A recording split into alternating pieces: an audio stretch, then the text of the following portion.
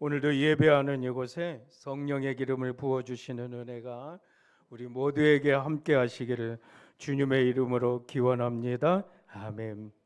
여러분 한 주일 동안 많이 웃고 사셨습니까? 근데요, 사람이 웃지 않고 산다면 어떨까요? 한번 생각해 보실까요? 사람이 웃지 않고 산다면 어떨까?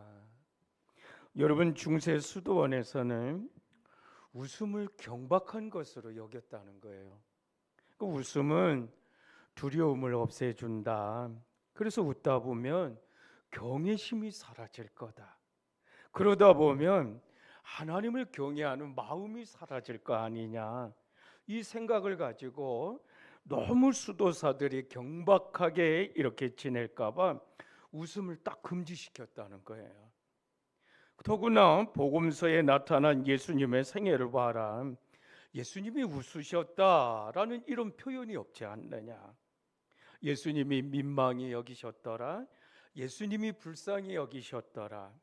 예수님이 슬퍼하셨다. 심지어는 예수님이 우셨다. 이런 표현은 있는데 예수님이 웃으셨다라는 이런 표현은 없지 않느냐.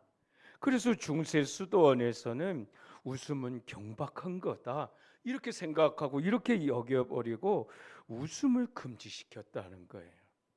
근데 여러분, 사람이 웃지 않고 살면 어떨까요?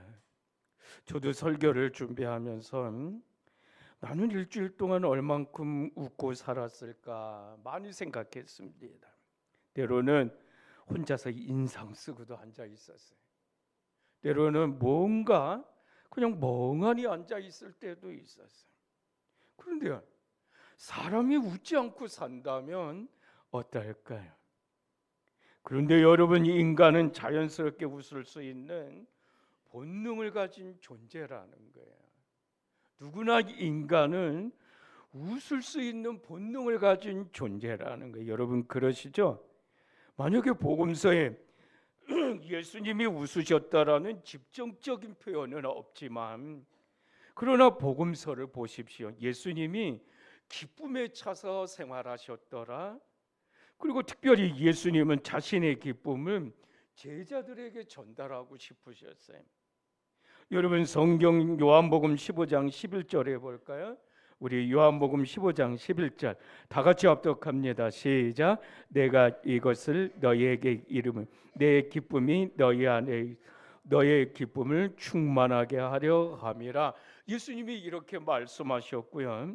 또 요한복음 17장 13절에 보면 지금 내가 아버지께로 가오니 내가 세상에서 이 말을 하옵는 것은 그들로 제자들로 내 기쁨을 그들 안에 제자들 안에 충만하게 가지게 하려 함이니이다. 이렇게 말씀하셨어요.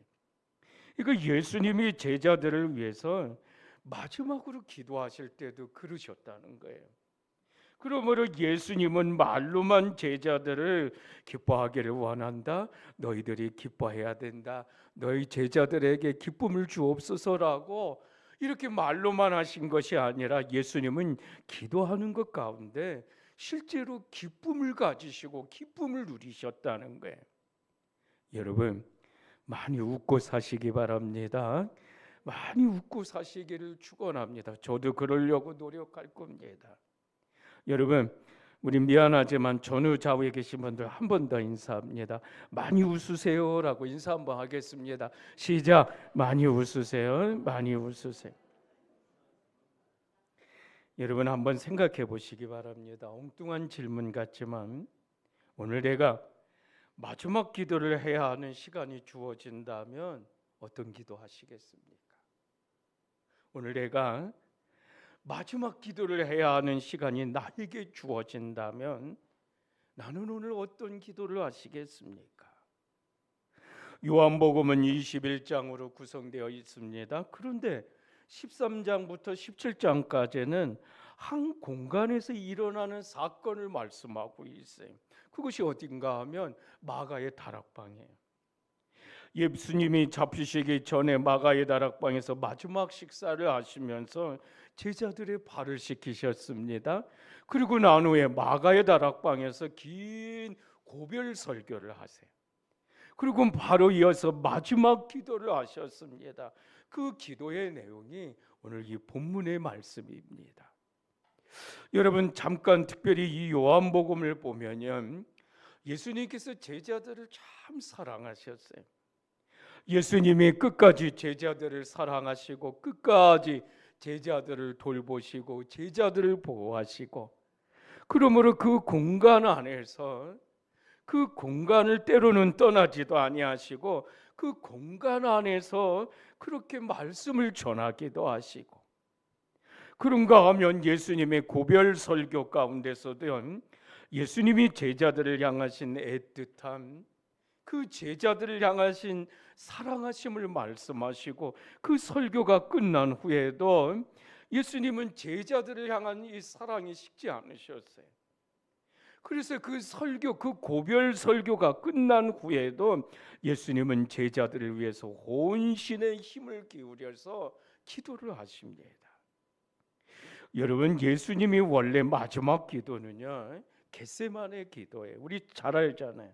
내 아버지요, 만약 할 만하시거든 이 잔을 내게서 지나가게 하옵소서.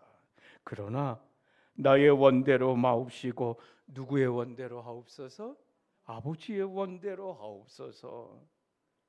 이것이 예수님의 원래 마지막 기도예요. 겟세마네 기도잖아요. 예수님은 이렇게 기도하셨는데 얼마나 열심히 간절히 기도하셨는지요. 땀방울이 변하여서 핏방울이 되도록 혼신의 힘을 기울여서 기도하셨어요. 이것이 겟세마네 기도입니다. 그런데 여러분, 요한복음을 보면요, 이 겟세마네 기도가 빠져 있어요. 없어요. 이 겟세마네 기도가 요한복음에는 상세하게 기록되어 있지 않아요. 그러므로 요한복음에서는 예수님의 마지막 기도가 뭐냐? 바로 이 마가의 다락방 기도예요. 바로 오늘 요한복음 17장 이 기도라고요. 여러분, 우리가 사복음서 잘 알잖아요. 사복음서가 어떤 거죠? 마태, 마가, 누가, 요한. 그런데 이 사복음 속에서 요한복음이 나중에 쓰여진 복음서예요. 그렇기 때문에 요한복음은 앞부분에 마태, 마가, 누가복음에서 기록된 것 중에서 빠진 것들을 요한복음에서 기록 채워놓았기 때문에 이 겟세마네 기도는 앞에 복음서에서 있기 때문에 요한복음에는 앞에 없는 마가의 다락방 기도를 넣지 않았느냐, 이렇게 말하기도 하지만, 또 한편으로는 이 겟세마네 기도는 예수님 자신의 사명을 위한 기도였다면, 오늘 이 요한복음 17장 마가의 다락방 기도는 제자들을 위한 기도예요. 제자들을 향한 기도입니다. 여러분, 예수님은 죽음이라는 절대 위기 앞에선 오직 제자들이 어떻게 될 거냐, 제자들의 믿음이 흔들리지 않기 위해서 제자들의 성장을 바라는 마음으로 마지막 순간까지 제자들을 위한 기도를 하신 거예요. 그러므로 여러분, 이걸 바꿔 말하면요, 오늘 예수님이 우리를 위해서, 나를 위해서 이런 기도, 애틋한 사랑의 기도를 하시는 거예요. 이걸 말씀하는 거예요. 오늘 요한복음 17장에 나온 기도를 통해서 예수님은 지금도 우리를 위해서, 나를 위해서 기도하신다는 거예요. 예수님이 큰 범민 중에서도 제자들을 위해서 기도하셨듯이, 그 제자들을 향해서 기도하셨듯이 오늘 우리를 위해서도 간절한 마음으로 기도하신다는 거예요. 할렐루야. 그래서 여러분, 오늘 우리 모두가 이 예수님의 기도를 통해서 위로를 받는 은혜입니다. 평안을 얻는 은혜입니다. 여러분, 위로를 받고 평안을 얻는 은혜가 함께 하시기를 주님의 이름으로 축원합니다. 아멘. 예수님의 기도입니다. 우리 성경 볼까요? 요한복음 17장 1절 말씀입니다. 우리 다시 한번 읽겠습니다. 시작. 예수께서 이 말씀을 하시고 눈을 하늘을 우러러 이르시되 아버지여, 때가 이르렀사오. 아들을 영화롭게 하사 아들로 아버지를 영화롭게 하게 하소서. 지금 말씀을 마치시고 설교를 끝내시고 눈을 들어 어디를 보았다? 하늘을 우러러 보았다. 이렇게 하십니다. 이건요, 하늘을 우러러 보았다는 건 하나님을 바라보았다라는 이 말씀이에요. 여러분, 예수님은 모든 사역을 하시기 전에, 모든 기적을 행하시기 전에, 모든 능력을 행하시기 전에 예수님은 먼저 하늘을 우러러 보셨더라. 하늘을 우러러 보셨어요. 마가복음 7장 34절을 볼까요? 제가 찾았습니다. 한 번 더 합독합니다. 시작. 하늘을 우러러 탄식하시며 그에게 이르시되 에바다 하시니 이는 열리라라는 뜻이라. 지금 주님께서 귀먹은 자를 고치실 때도 그에 앞서 먼저 하늘을 우러러 기도를 하신 거예요.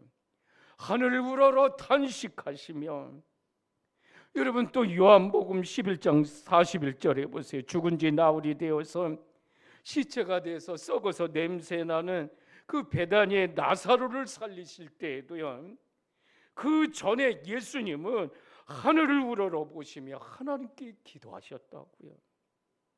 그런가 하면 마태복음 14장 19절에도 보세요. 여러분, 우리가 또 잘 아는 말씀이죠. 우리 한 번 더 합독할까요? 시작. 우리를 향하여 잔디에 앉히시고 떡 5개와 물고기 2마리를 가지 하늘을 우러서 축사하시고 떡을 떼어 제자들에게 주시며 제자들이 무리에게 주니 물고기 2마리와 떡 5개로 5,000명을 먹이시는 그 사건, 그 먹이실 때, 그 먹이시기 직전에 어디를 향하여? 하늘을 우러러 감사 기도를 하셨던 거예요. 여러분, 그런데 이 하늘을 우러러 본다는 건 그 당시 유대인들의 전형적인 모습입니다. 유대인들이 그랬어요. 유대인들은 기도할 때 손을 높이 들고요, 손을 번쩍 들고 하늘을 우러 바라다 보면서 그렇게 기도했다고요. 그런데요, 단지 그 이유 때문이겠습니까? 기도란 하나님을 향하여서 그리고 하나님을 찾아가는 몸짓입니다. 그런데 그 많은 기도를 하면서 인간이 악해지는 것, 여러분 이걸 보지 않으십니까? 그 많은 기도를 하면서도 하나님을 향하여 하늘을 우러러 두 손을 번쩍 들고 유대인들이 기도하면서 죄를 범하고 악하게 살고 있다는 거예요. 유대인들은 하늘에 두 손 들고 그렇게 많은 기도를 하였는데 왜 그렇게 세상 것에 욕심내면서 악하게 사는지, 그 많은 기도를 하면서도 여러분 악하게 그러고 있다라는 거예요. 도대체 무슨 기도를 하길래, 어떤 기도를 그렇게 하길래 그들이 그렇게 악하게 사느냐는 거예요. 그러므로 여러분, 전능하신 하나님의 능력을 내 욕심으로 채우기 위해서 기도하지 않느냐는 거예요. 예수님이 하늘을 우러러 기도하시고 모든 기적을 베푸신 능력, 여러분 이건 오해하지 말아야 돼요.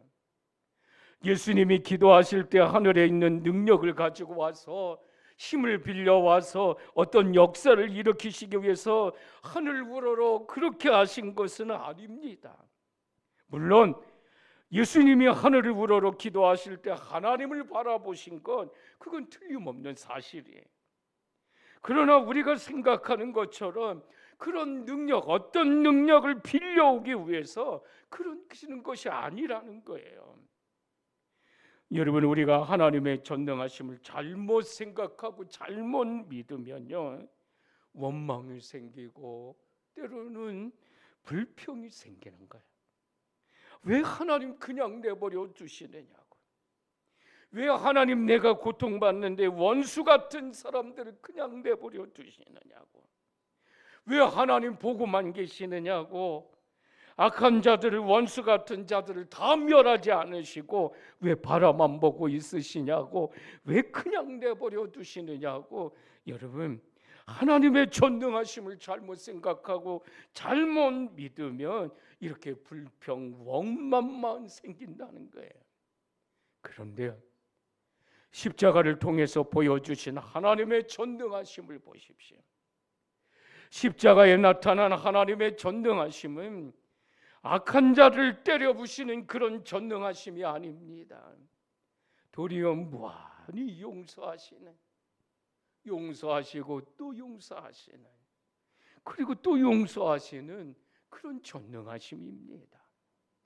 그러므로 갈보리 언덕에 드러난 하나님의 이 전능은 단순히 나의 고통을 없애주는 이런 전능이 아니라 정말 돌처럼 굳어버린 나를 회개케 만드시는, 나로 죄악에서 벗어나서 그렇게 살게 하시는 이런 하나님의 전능하심입니다. 단순히 힘을 과시하시는 그런 전능하심이 아닙니다. 그러므로 성도야 여러분, 전능하신 하나님을, 우리가 힘이 센 하나님을 알고 바라본다면 우리는 결코 수많은 기도를 할지라도 우리 가운데 평안이 없는 거예요. 내가 평안을 얻지 못하는 거예요. 여러분, 우리가 사도신경 고백할 때 그렇게 하잖아요. 전능하신 하나님을 내가 어떻게 믿사오며, 이런 고백하잖아요. 그런데 그 전능하신 하나님을 그리스도 로마에 나오는 힘이 세고 질투하고 권력을 가지신 그런 하나님으로 믿고 바라보고 잘못 생각한다면 내가 사도신경을 마치면서 어떻게 아멘 그렇게 고백할 수 있겠느냐는 거예요. 그러므로 예수님이 기도하실 때마다 하늘을 우러보시고 기도하심은 하나님의 예수님 곁에 늘 계시고 함께 계시는 분으로 그렇게 기도하셨던 거예요. 여러분, 기도는요, 그런 따뜻한 하나님 앞에 엎드리는 것이 기도입니다. 여러분 믿으십니까? 그래서 기도할수록 내 마음에 평안이 있고요, 내가 기도할수록 내 마음에 위로를 얻는 거예요. 기도는요, 따뜻한 하나님 앞에 내가 엎드리는 거예요. 사랑하는 성도 여러분, 오늘 내 기도 가운데 이런 위로와 평안함이 있으시기를 주님의 이름으로 축원합니다. 아멘. 이제 여러분 요한복음 17장 1절 말씀 다시 한번 보세요. 우리 다시 한번 보겠습니다. 요한복음 17장 1절 말씀. 우리 성경을 볼까요? 우리 1절 다 같이 합독합니다. 시작. 예수께서 이 말씀을 하시고 눈을 들어 하늘을 우러러 이르시되 아버지여, 아들을 영화롭게 하소서. 아들과 아버지를 영화롭게 하게 하소서. 제자들의 눈길을 지금 하나님께 돌리고 있는 거예요. 아버지여, 때가 이르러 싸우니, 그러면서 이렇게 말씀합니다. 아들을 영화롭게 하사 아버지를 영화롭게 하시며 이렇게 하십니다. 여러분, 때가 이르렀다고 말씀하면서 아들을 영화롭게 한다는 것이 뭡니까? 예수님이 이 땅에 오신 사명을 완수하는 것, 그것이 영광이라는 말씀이에요. 예수님이 십자가에서 죽으시사 구원을 완수하는 것, 그것이 영광이고, 그렇게 예수님이 영광 되실 때 하나님 아버지께서 영광 받으신다는 거예요. 그래서 아버지를 영화롭게 하시사 아버지께 영광을 돌린다라는 이 말씀인 거예요. 그러므로 제자들의 시선을 지금 아버지께로 돌리게 만드시는 이 말씀인 거예요. 여러분 보세요. 지금 제자들은 어떻습니까? 예수님이 떠나신다는 것에 근심하고 있습니다. 예수님은 그렇게 근심하는 제자들에게 뭐라고 하십니까? 아버지께 영광을 돌려라. 너희가 근심하지 말고 아버지께 영광 돌리라고 이렇게 말씀하십니다. 그러므로 예수님은 제자들과 아버지를 자꾸 묶으시는 거예요. 여러분, 사람은 어떻습니까? 사람은요, 억지로 내 편 만들려고 하면 그건 실패하는 거예요. 사람은 억지로 내 편으로 만들려고 하면 그때는 실패하는 거예요.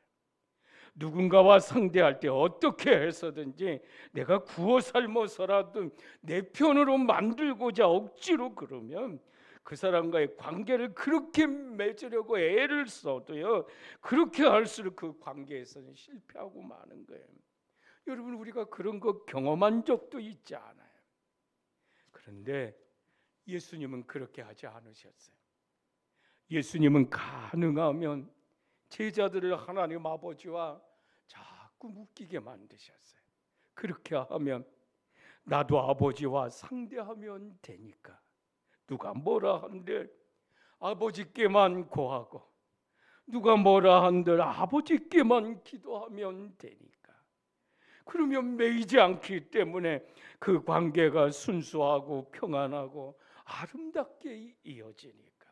그 예수님은 제자들을 아버지와 묶으시는 이유가 이거였던 거예요. 여러분, 뒷절의 말씀을 계속해서 보면요, 예수님은 제자들을 누구의 것이라고요? 아버지의 것이라고 자꾸 이렇게 하십니다. 아버지의 것이다. 제자들을 자신과 묶지 않으시고 하나님 아버지와 묶으셨던 거예요. 아버지의 것이다. 여러분, 한번 생각해 보세요. 만일에 제자들을 예수님 자신과만 묶으셨더라면 어땠을까요? 제자들이 예수님 모른다 하고 다 떠나가 버렸을 때 얼마나 서운하셨을까? 제자들을 예수님 자신과 묶으셨더라면, 제자들이 예수님 모른다고 다 떠나가 버렸을 때 아니 얼마나 화가 나셨을까? 제자들이 다 떠나고 예수님 혼자만 남으셨을 때 예수님 얼마나 실망하셨을까? 그런데 예수님은 제자들과 아버지와 묶으셨어요. 자꾸 하나님 아버지와 묶으셨던 거예요. 그러므로 여러분, 우리가 하나님과 묶는 이 은혜입니다. 내 신앙이 사람과 묶으면 서운함이 생기고, 내 신앙이 사람과 묶으면 어떤 때 분노가 생기는 거예요. 그러니까 우리는 누구와? 주님과 자꾸 묶는 이런 은혜가 있어야 되는 거예요. 여러분, 이 은혜가 있으시기를 기원합니다. 저는 오늘 말씀을 짧게 맺으면서 하나만 더 이야기하려고 합니다. 여러분, 행복하게 살기를 원하십니까? 저는 이번에 구정 명절을 지나면서 기독교 TV를 보면서 참 마음이 조심스러웠어요. 제가 좋아하는 기독교 TV 프로그램 가운데 새롭게 하소서, 그 주영훈 씨가 이렇게 인도하는 그 프로를 굉장히 좋아하는데, 그 프로그램을 다시 보기로 이렇게 틀어놓고 보는데 한 목사님이 나와서 캄보디아 선교를 다녀와서 그곳 원주민들에게 들은 이야기, 그 말을 그대로 전해줍니다. 지금도 캄보디아 오지에 들어가면 전기가 들어오지 않는데요, 아니 전기 자체에 대해서 모르는 마을도 있대요. 그런데도 캄보디아 사람들은 그동안 자신들이 믿는 그 신, 조상적부터 믿어오던 그 신을 믿으면서 문명과 상관없이 아무 걱정 없이 잘 살아왔다라는 거예요. 그런데 어느 날일부터 이제 기독교 선교사들이 그들에게 찾아와서 기독교 신앙도 가르쳐주고 전수해주고, 그리고 또 문명화시켜준다고 하면서 좋은 것들을 자꾸 소개시켜주고, 이것이 문명이다, 이렇게 해야 된다, 저축도 해야 된다, 저축도 가르쳐주고, 여러 가지 좋은 것들을 가르쳐주고 좋은 것들을 인도해 주는데, 그런데 그럴수록 자신들이 불안해하면서 그렇게 살기 시작하더라는 겁니다. 그 원주민들이요. 그전에는 자연에서 나름대로 모든 것을 얻어내면서 그래도 잘 살았다라고 생각을 하는데, 그들 나름대로 부족함 없이 다툼도 없이 잘 살아왔는데, 그런데 선교사들이 찾아온 후로 좋은 것들이 소개되고 있는데, 좋은 것들이 들어오고 있는데, 상대적으로 자기들이 가지고 있는 것들이 굉장히 보잘것없이 보이더라는 거예요. 그러다 보니까 더 좋은 것들을 가지기 위해서 이제는 서로 싸우고 서로 다투고, 그리고 쉬지도 못하고 잠도 잘 못 자고 불안하게 산다라는 거예요. 그러면서 하는 말이, 전에는 그래도 조상적부터 믿는 신을 믿을 때는 아무런 문제 없이 걱정 없이 살았는데 왜 당신들 들어와서 사람을 불안하게 만드느냐? 왜 걱정하면서 살게 만드느냐? 왜 우리를 싸우면서 살게 하느냐? 왜 우리를 다투면서 쉬지도 못하게 하면서 살게 하느냐? 아니 왜 우리를 불행하게 만드느냐고 그러더라는 거예요. 여러분 어떻게 생각하십니까? 저는 그 얘기 들으면서 조심스러웠어요. 왜? 제가 말씀 전하는 목사이니까. 여러분 기독교 신앙이 사람을 불행하게 만들어야 되겠습니까? 여러분 성경 어디에 사람들을 불행하게 만들라는 말씀이 있습니까? 그런데 여러분 이 세상에 힘을 추구하고 소유만을 가르치는 종교로만 그렇게 신앙을 본다면 사람들을 불안하게 만들고 불행하게 만드는 거예요. 내 소유가 종교다라고 신앙을 그렇게만 보게 만든다면 그건 사람들을 불안하게 만드는 거예요. 아니 불행하게 만드는 거예요. 그래서 성도 여러분, 우리가 예수 믿을 때 지금은 정신 똑바로 차리고 예수 믿어야 돼요. 바르게 예수 믿어야 됩니다. 불안하게 예수 믿으시겠습니까? 다른 사람들을 불안하게 만들면서 예수 믿으시겠습니까? 여러분 제가 그랬잖아요. 우리가 행복하기를 원하십니까? 이렇게 물었잖아요. 우리가 행복하게 사는 거냐? 하나님을 힘입어서 사는 거예요. 여러분 믿으십니까? 오직 하나님을 힘입어서 사는 은혜예요. 그렇게 살아야 돼요.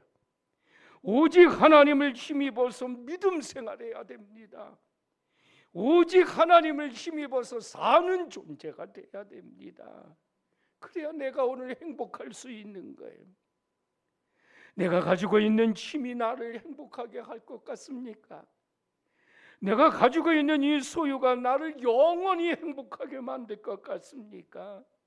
여러분 내가 행복하게 사는 건 내가 하나님을 잘 믿고 사는 거예요. 정신 똑바로 차리고 예수 믿고 사는 거예요. 내가 바르게 예수 믿고 사는 거예요.